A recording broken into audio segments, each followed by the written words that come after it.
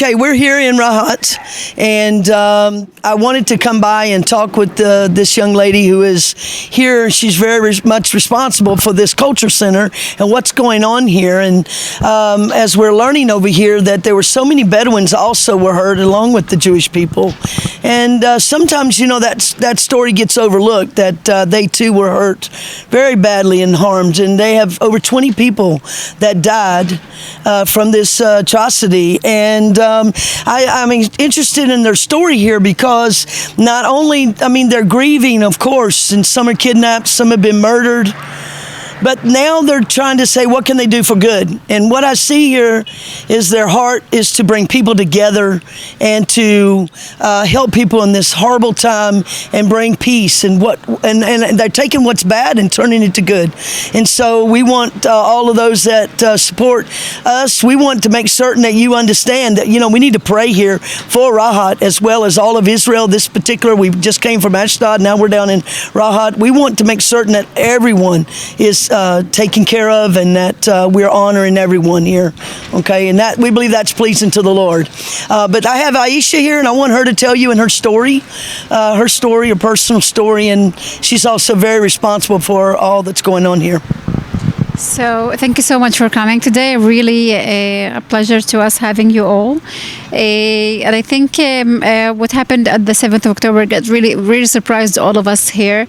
As you mentioned, a lot died and some of my family members got hit by it. That's speaking about the first damage like what we had, and other damages that a lot of Bedouins worked at the Gaza Strip area, and also the factories there, the fields and the agriculture life over there at the kibbutzim. And now there's no way to work there, so it's also another damage that we're having. The thought of building and trying to having the situation room is to help in each way that our community needs us here. First thing, it's not only about food packages that we are making also, and it's a joint with the Jewish community, but it's also having psychology therapists working with the families and with people who are affected by the war. Also trying to make how can I say it, a fun time for the kids who need to have forget for a moment that we are in the middle of the war and they need some people to work with them. We're trying to help in any way possible, also trying to bring shelters to the Bedouin community.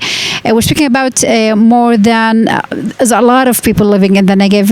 We do hold about 3% of the Negev in the Negev area, but we're speaking also about not only about one city and six villages, but also about 35 unrecognized villages which are now in a danger of rockets and everything. They have no shelters, and we're trying to really provide and be there for them also.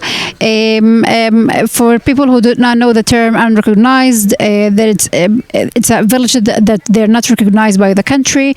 And there's no water, infrastructure, electricity, or schools and clinics. So trying to be there for everyone who needs us, to be next to him, next to anyone. Yeah.